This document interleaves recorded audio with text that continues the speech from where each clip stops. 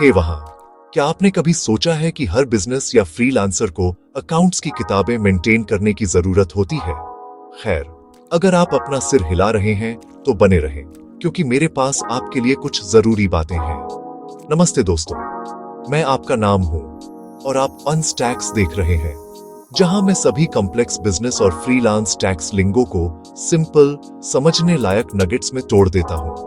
तो अकाउंट्स की किताबें किसे रखनी चाहिए? यदि एक प्रोफेशनल के रूप में आपकी इनकम आरएस 2.5 लाख से ज्यादा है, या यदि आपके बिजनेस का टर्नओवर आरएस 25 लाख से ज्यादा है, तो आप अकाउंट्स की किताबों के दायरे में आते हैं। हाँ, फ्रीलांसर्स, ये आप पर भी लागू होता है। अब आपको कौन से रिकॉर्ड्स रखने चाहिए? एक कैश बुक, जर्नल और लेजर आपके सबसे अच्छे दोस्त हैं। सेल्स और परचेस रजिस्टर को न भूलें। अपने एक्सपेंसेस वाउचर्स और बैंक स्टेटमेंट्स को भी हैंडी रखें।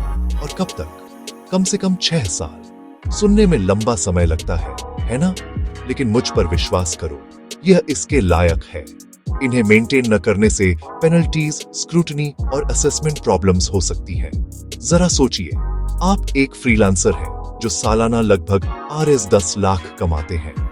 आपने कभी अपनी किताबें मेंटेन करने की परवाह नहीं की। फिर एक दिन बैम, इनकम टैक्स डिपार्टमेंट आपको एक स्क्रूटनी नोटिस भेजता है। रिकॉर्ड्स के बिना अपनी इनकम साबित करना एक नाइटमेयर है, जिससे एक्स्ट्रा टैक्स और पेनल्टीज लगती है। लेकिन अगर आपके पास वे किताबें होती तो यह कोई समस्या नहीं होती। तो अगर आप कोई बिजनेस चला रहे हैं या फ्रीलांसिंग कर रहे हैं, तो अपने अकाउंट्स को व्यवस्थित करने का समय आ गया है। टैक्स फाइलिंग और अकाउंटिंग में मदद चाहिए?